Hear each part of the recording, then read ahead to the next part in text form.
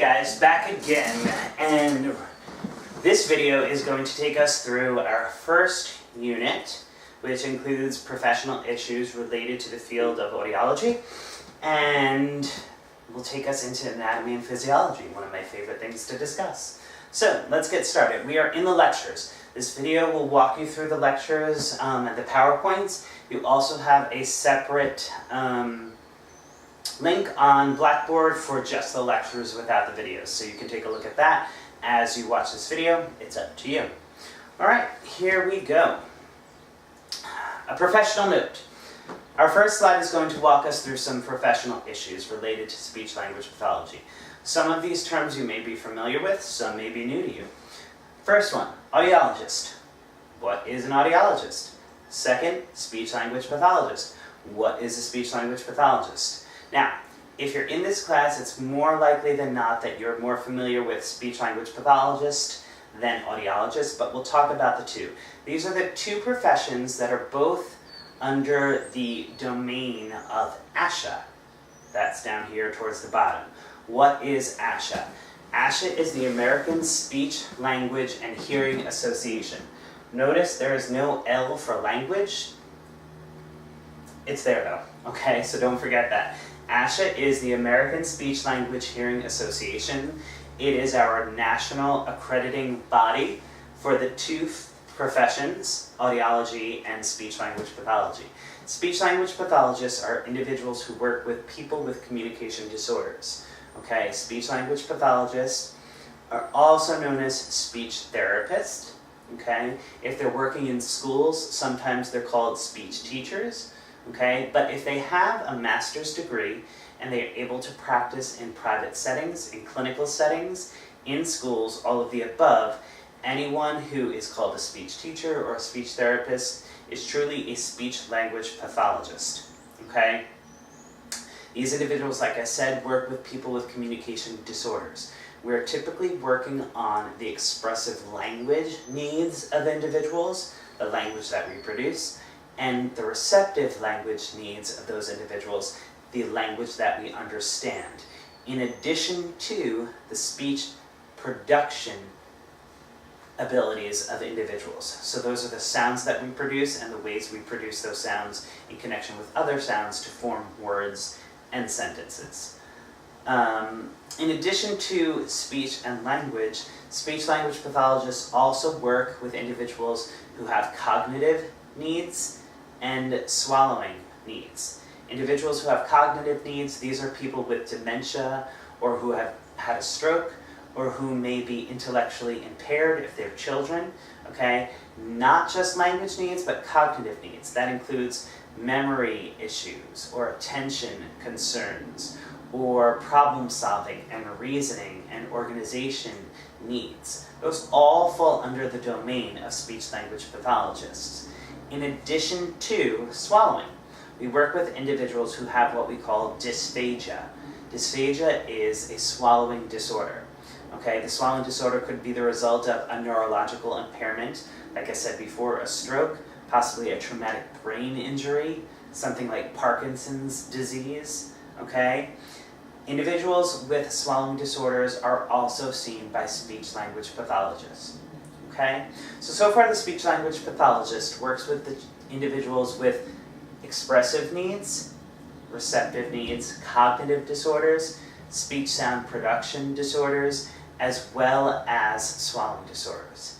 Now the audiologist, on the other hand, works in tandem sometimes with the speech-language pathologist, but the audiologist is focused on the ear. They're focused on hearing. Okay? The audiologist is specific to the way individuals take in sound and interpret that sound.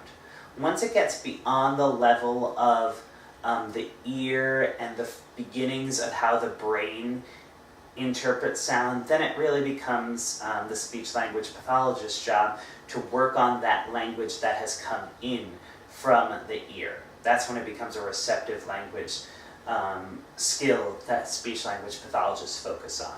But audiologists do evaluate and work with or provide therapy for or rehabilitation to individuals with hearing disorders.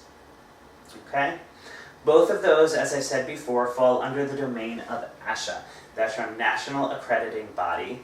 And if you click on the word ASHA in your PowerPoint, it will bring you to ASHA's website, asha.org, ASHA.org, which has a wealth of information for anybody that's interested in the field of speech-language pathology and oral audiology. If you notice right at the top, there are a couple of tabs that one can click on. First tab is audiologist, second tab is speech-language pathologist, and those are specific to individuals who are working in the field. But then the third tab, if you take a look, is students. That's you guys. I'm not sure if any of you are aware of or are a member of NISHLA. NISHLA is the student organization within the linguistics department that is focused on individuals who have an interest in speech-language pathology. I'm not sure, again, if you're a member, but there is a local Stony Brook chapter. You can also become a national member, okay, of NISHLA, the National Student Speech Language Hearing Association, which is the student equivalent of ASHA. If you are a member of the National Student Speech Language Hearing Association at the national level, you have access to a wide variety of things on the website. Oh, hold on, you guys aren't seeing anything that I'm talking about, I just realized. Going back, this is the ASHA website. The home page has those tabs I was talking about. Audiologists, speech-language pathologists, students. If you click on the students link, it'll bring you to the students page, which has a wealth of information. If you become a national member, you will have access to the journals that ASHA publishes. Okay? If you click on the publications tab up top, you will see that there are a host of things that ASHA publishes, but right towards the top of the page are all of the ASHA journals.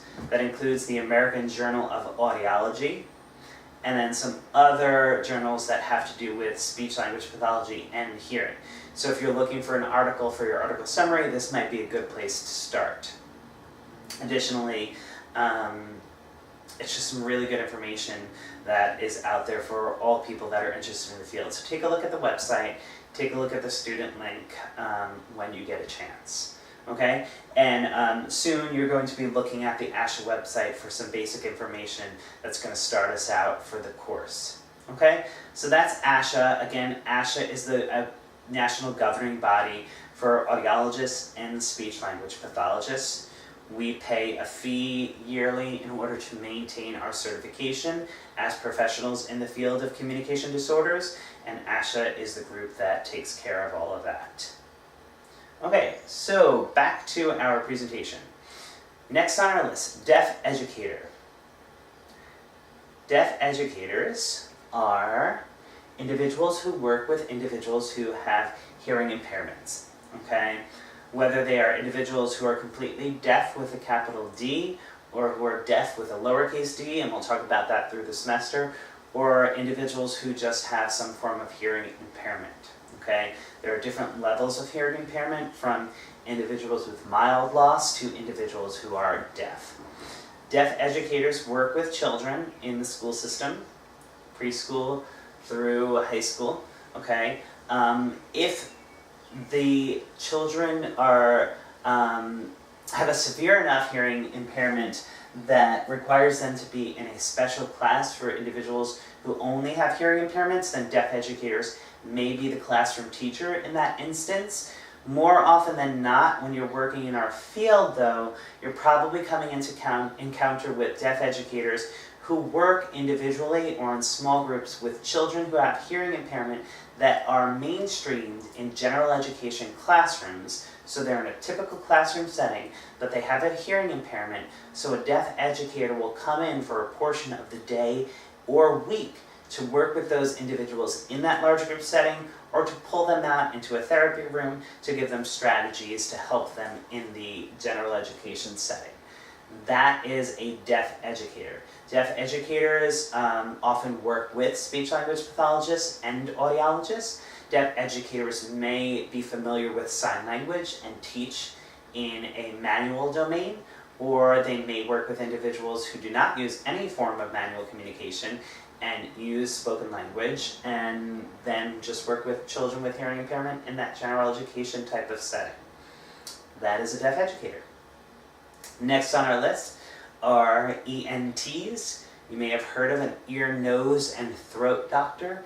ENTs are also called otolaryngologists. Oto referring to the ear, laryng referring to the larynx or the voice box. Ologist is a doctor that works with those individuals. With hearing and or voice weaknesses. So ENTs are the doctors that are focused on looking at the ear, nose, and throat. If an ENT specializes in individuals, in working with individuals with hearing impairments only and only working with the ear, then those doctors are called otologists. So an otolaryngologist who specializes in the ear is an otologist. Okay? Those are the doctors that your pediatricians or your general practitioners will send you to if you've had recurrent, consistent issues with the ear, nose, or throat. Okay? We'll talk a lot more about what otolaryngologists do as the semester goes on, especially when we start to talk about the different disorders of hearing. Okay, so where do audiologists and speech-language pathologists work? Well, there are a variety of settings that an individual in our field, in the field of communication disorders, can work. It ranges from schools to medical office settings to hospitals and private clinics. So medical office settings, you might have a pediatrician, like I said before, or a general practitioner who has an audiologist who comes in maybe one day a week to do some hearing screenings and or evaluations. An audiologist that is working in a medical office is more likely than not, however, going to be working in an ENT's office. Okay, so if an audiologist works in an ENT's office, an individual who's having some issues hearing may come in and have a hearing evaluation by the audiologist, conducted by the audiologist, and that audiologist will then send the individual down the hall to the otolaryngologist to do some follow-up work with them. Or they may simply work with them because they're the ones that are going to be helping them in terms of determining maybe the appropriate hearing aids to work with the hearing loss that the individual is presenting with as a result of the evaluation that was conducted. Audiologists can also work in private offices or clinics, okay? It could be their own office. They don't have to work in a doctor's office. Okay, there are plenty of offices out there, if you look around, that are audiologists only, that work with the they dispense hearing aids. They do other types of work with individuals with varying degrees of hearing loss, but totally private on their own. And then hospitals. Speech-language pathologists and audiologists all can work in a hospital if we need to do a hearing screening and or evaluation. Hospitals might be the place to do it if a person is coming into some critical care units. For the most part, the audiologists are working in a separate office. They're not in the treatment rooms because when we're doing evaluations, you usually need to do it in a soundproof area, so the individuals are often brought to the audiology suite.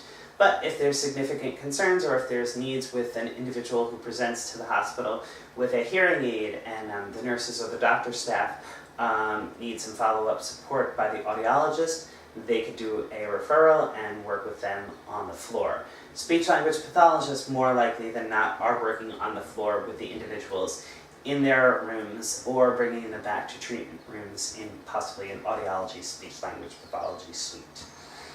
And then finally, schools. For the most part, speech-language pathologists are on staff at a school. Deaf educators, if it is a special school for individuals with disabilities, are the ones that are working with kids that have hearing impairments that need specialized classes. They're working in that type of school full-time.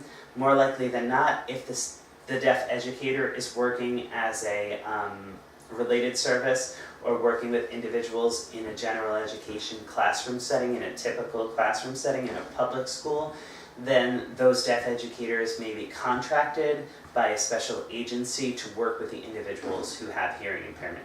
They're not necessarily on staff because we typically don't have enough children who might need that support in a public school, and therefore the support wouldn't be needed on a regular basis. However, speech-language pathologists, as I may have said already, are typically on staff. Audiologists, though, are not typically on staff. A school that has a population where there are more than a few or a couple of kids that have hearing impairment may have an audiologist who they contract with, who pops in every now and then to check and see how things are going, or to consult with and provide in-service training for maybe the speech-language pathologist on staff or the classroom teachers. More likely than not, you're not getting a staff audiologist. You're getting contract work for individual children who require that support, or there's a need because there are enough students in that public school or general education building that require the support of the audiologist.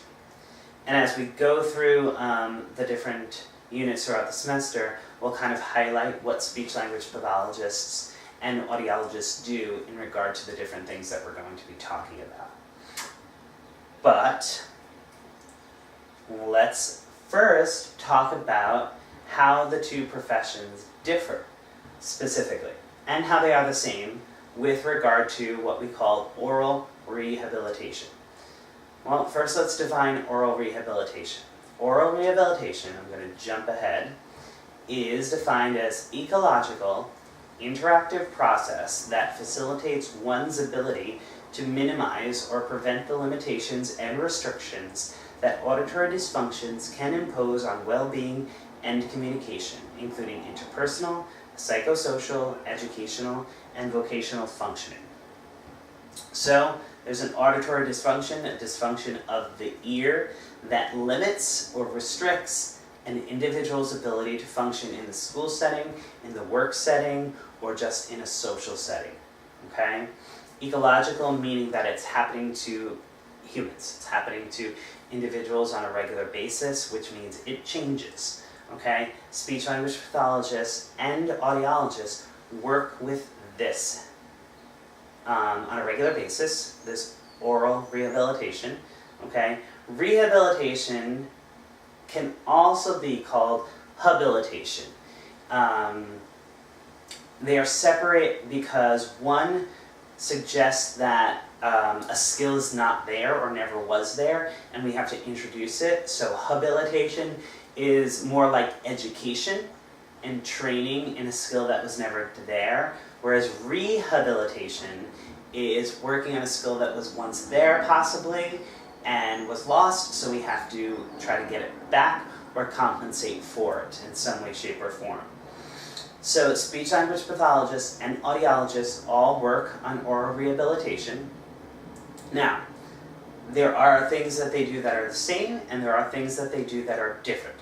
How do we determine what those are? Well, ASHA, okay, going back to what we discussed before, tells us. If we go to the ASHA website, I'm just going to click on this. If we go to the ASHA website,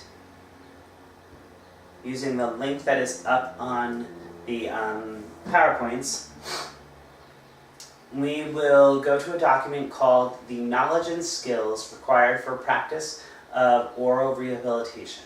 Okay, this document highlights everything a speech-language pathologist and an audiologist must know in working with individuals with hearing impairment and how to work on habilitation and rehabilitation.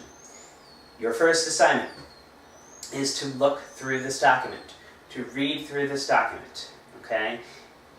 And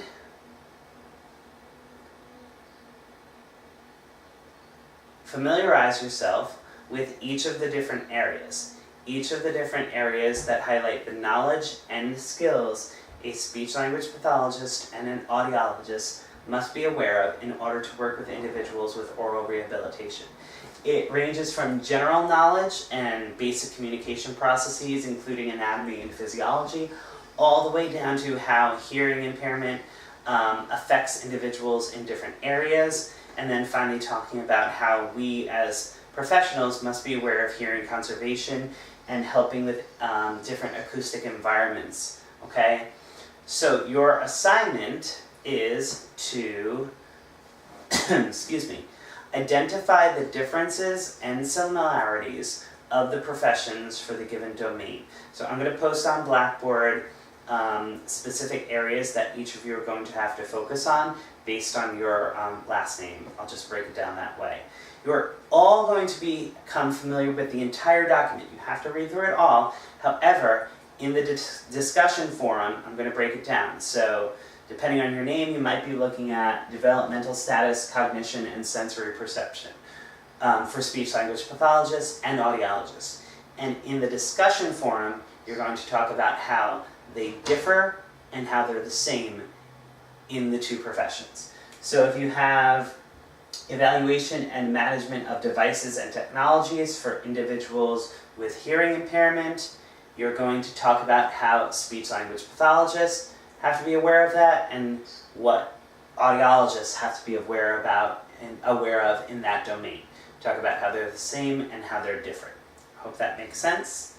That's your first assignment under the discussion board for knowledge and skills for oral rehabilitation. Okay? It's up here on the blackboard in the lecture. Okay, moving on.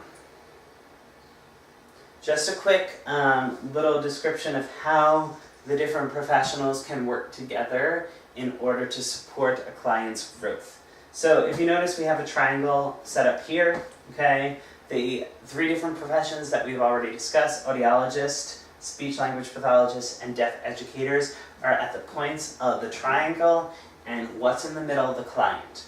Everything we do as professionals is all geared towards supporting the client, is all geared towards making sure that they are getting what they want and what they need from us as professionals, okay?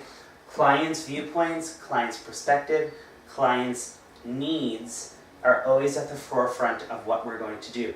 We are the professionals, okay? So we are going to superimpose our knowledge on our practice. However, each client is an individual, and therefore our work with each client is going to be individualized, okay? Audiologists do certain things, deaf educators do certain things, speech-language pathologists do certain things. Sometimes those overlap. Sometimes we may need to jump into somebody else's domain because we're the only ones in that situation. So, a personal experience, I'm a speech-language pathologist who works in an elementary school. Now, like I said before, I am on staff at the elementary school. We do not have an audiologist and a deaf educator on staff every day. We have an audiologist who we consult with, who we may call in twice a year just to look at some equipment or to look at our environments to discuss how we can better support the students. We have a deaf educator that may work with individual students but comes in twice a week for about an hour to work with different kids. They're not on site all the time. We have kids with specific hearing impairments that require the use of specific devices to support their hearing. If something goes wrong, I am there daily. I am the first line of defense in terms of troubleshooting what's going on, okay? Even though that may not be my area of expertise, I've had training, I've had support, I've had work from the other professionals on how I can do that first line of troubleshooting because I'm there in the moment. If I can, the problem is solved, we move on, okay? If not, I might say, well, the deaf educator is coming in tomorrow. I could give them a heads up beforehand, tell them what they're coming into so that they can be prepared when they're coming. If we feel that neither of us are able to address that need, we know we can call in the audiologist and say, we're going to need a consult, what time this week can you come in? If it's severe enough and we need something outside of the school day, then outside of the school area or domain, then we might refer the parent of the child to an outside audiologist of their own to work on what is needed. But it's always different, it's always changing, We have to work together in order to support the individual with the hearing impairment. Okay? All right. So, just a couple of little notes regarding hearing loss and some information about the prevalence of hearing loss currently today. These are updated statistics that they're probably from 2018. They're from the World Health Organization, the WHO. I'm not sure if you guys are familiar with that. WHO is the World Health Organization, and they provided us with these statistics that look at hearing loss today. So, 466 million individuals are currently living with hearing loss, living with a disabling hearing loss, okay? When we get into the measurement of hearing loss later on in the semester, we'll talk about the different degrees of hearing loss, okay? But here, WHO is defining a disabling hearing loss as loss that refers to something greater than 40 decibels loss in the better hearing ear in adults, and something greater than 30 decibels hearing loss in the best ear for children. So what does that mean? The better ear means we can have hearing that is the same in both ears, okay? If we have hearing loss, it can be bilateral, and the loss can be the same in both ears, or it can be unilateral, where the loss is different in both ears. So the left ear might have a greater loss than the right ear, okay? When we're looking at these statistics, we're talking about the greatest loss in the best ear, okay? So individuals under these numbers, there's a greater prevalence of individuals with loss, but they have one ear that's doing better, so 466 million is kind of like an underestimate of those with hearing loss, okay? When WHO talks about a 40 decibel loss and a 30 decibel loss, decibel is how we measure hearing loss, and we'll talk about that later in the semester. But yeah, children typically have better hearing than adults, so the requirements for children is a little bit less than that for adults, because children typically have better hearing, just is. Adults typically can have hearing loss that is related to a whole host of things, but most often just aging can lead to hearing loss. We call that presbycusis. Presbycusis is hearing loss related to aging. So a lot of individuals are going to come into contact with hearing loss, maybe not disabling hearing loss, but some degree of hearing loss as we age. But 466 million individuals in the world are currently living with disabling hearing loss. That is approximately 6% of the world's total population. Significant, okay? 432 million of those individuals are adults, excuse me, whereas 34 million are children. So 93% of the individuals with hearing loss are adults, 7% of children. What does that tell you? Well, it tells me one thing right off the cuff. If you're an audiologist and you're working with individuals with hearing loss, the majority of you are going to be working with adults, just because 93% of individuals with hearing loss are adults.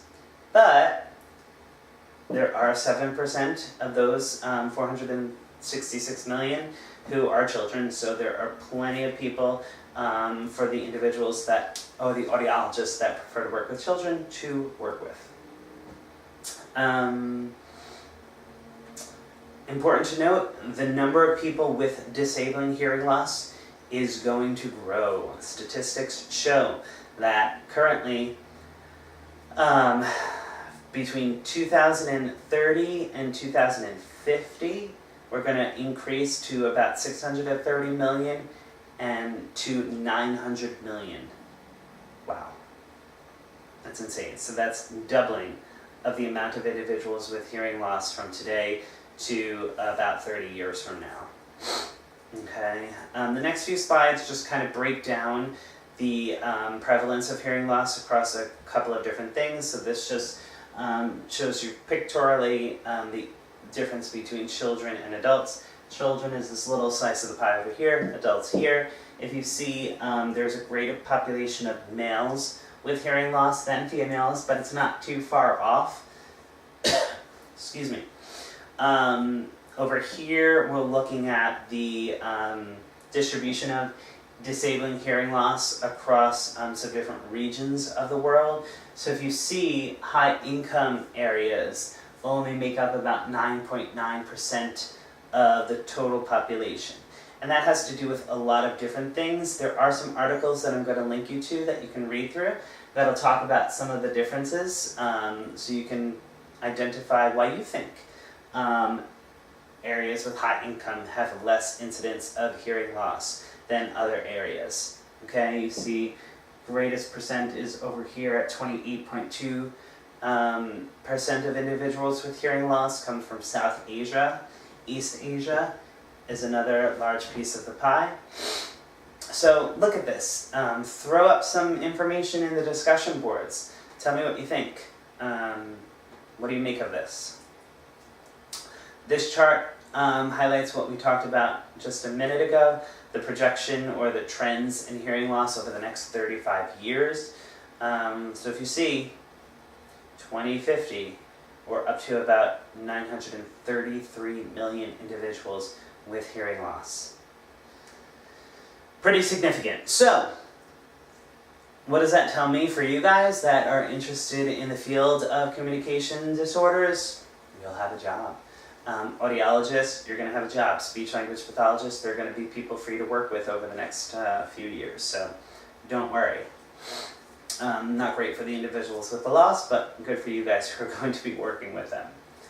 All right, and then to kind of close off this unit on professional notes regarding audiology, I want you to take a look at these two documents that I linked to here in the PowerPoint. So if you click on the first one, it'll bring you to a PDF. Same thing for the second one. The first one is published by WHO, and it talks about the prevalence of hearing loss. Those statistics that we just looked at are discussed in greater depth. And then Hear the Future is a PDF, again, published by the WHO, I'm pretty sure, about what we can do about hearing loss. Yes, all of these are published by WHO, okay? What I want you guys to do, your second assignment for the discussion board, do you remember what your first one was? I hope so. Regarding the differences between speech-language pathologists and audiologists in the areas of oral rehabilitation. Assignment number 1. Discussion board assignment number 2. Your activity is to use the documents here and your own research.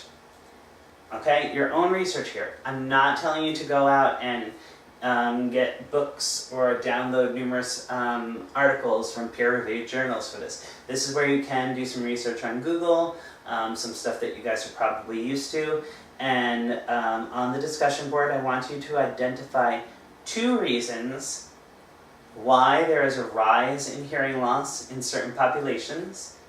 That can include across the world. That can include from children to geriatrics to individuals who live in urban areas versus rural areas. Okay, so take population as you will. 2 reasons why there is a rise in hearing loss. Additionally, I want you to identify at least 2 actions that can be taken to reduce the risk of hearing loss. So we're at the end of the month of May. May is actually known as Better Speech and Hearing Month. So it's a great month to talk about how we can support individuals with communication disorders and talk about how we can attempt to prevent hearing disorders, communication disorders, no matter what. Right? Assignment number 2. Okay, so stay tuned, guys. I'm going to make a separate video that is going to discuss anatomy and physiology of hearing. Thank you.